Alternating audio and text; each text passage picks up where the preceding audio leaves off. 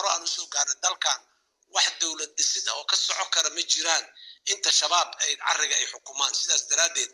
prerequisite in state building oo function gareeyo hor u socdo shabaab oo meesha laga saaro ama capability oo dowladnimada ku hortaagan yahay hoos loo dhigo oo meel irrelevant uu yahay hadduu xataa nool yahayna ay la gaarsiiyo ayay ahayd sidaas daraadeed annaga waxaan qaadanay inaan dagaalkaas galno amisom ma heli karin cid kale oo aan helayna ma jirin seriousness-keena oo maxaan ku rahaa inaan shabaab la dagaalanay inaan rabno questionable oo ahay waxaan go'aansanay institute of amisom shacbi soomaaliyed inaan kaashano mobilization ayaan galnay shacabkii aan kaalmaysanay waataad aragteen dagaalkaas booskii amisom waxaa noo gashay muxuu ahay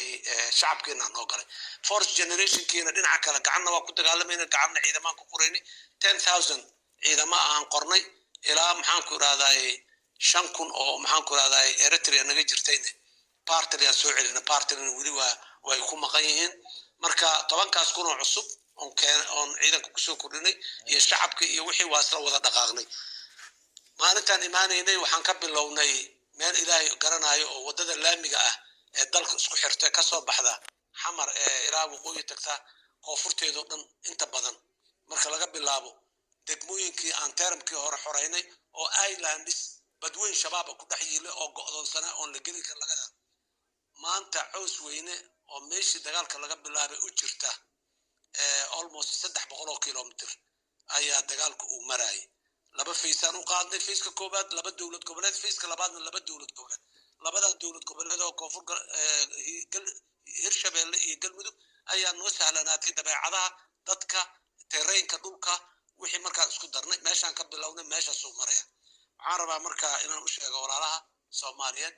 waxaas waxaa lagu gaaray kaalmada taageerada garab istaaga shacabka Soomaaliyeed iyo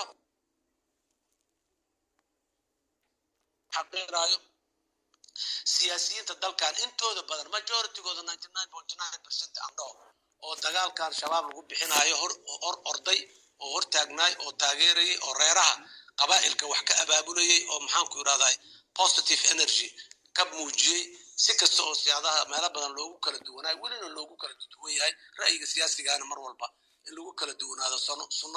sunnada siyaasadda ayay ka mid tahay intaas kadib maanta marka inteen joognaa maanta waxaan joognaa meeshaas problem ayaan dhaw dhacay problemka ugu hore yani waxaan rabaa dadka inaan u sheego kala saarno goob dagaal ka dhacay macraka ama battlefield iyo the war dagaalka guud shabaab oo guulo jooga oo sii socon doona insha Allah laakiin battlefieldiska ama macrakooyinka ama goobaha marar badan waa oo hadda ka hor dhibaatana soo gaartay way jirtay inta badanna guusha annaga lahayn laana meeshaas aan sheegnay laga bilaabo ilaa cusweyna laga tagay shabaab waa sii jibinayna waana sii daba socon waana sii eriyayna waana maxaa ka sii adkaanayna marka nasiib darro waaye waa ma jeclin wax oo aan rabtii cudurdaar u sameynayna maaha annaga dagaalka waa ku guuleysanay goobta hadda ugu dambeysay ee la yiraahdo cusweyne weli waa ku xoog badnayn khasaaraha annaga la soo gaaray kan shabaabka gaarayna waxa aad iyo aad u fara badan shabaabka gaaray laakiin waxaan qiraynaa in oo annagu ka dawladda iyo hay'adaheeda difaaca iyo ka shaqeeya iyo sub organiskooda hadday tahay logistics hadday tahay operations hadday tahay maxaan ku iraadaa communication waxyaalo farsamo technical oo naga qaldama way jiraan laakiin dad badan oo cadowa shabaabku uu ka mid yahay dad kale Soomaali oo aan ilaa aad u yarmaan horta laakiin waan dhihi karo dad xoogaa fahamkooda oo si kale yahay waaye na waa noo dhaxgalan ilaa la gaaray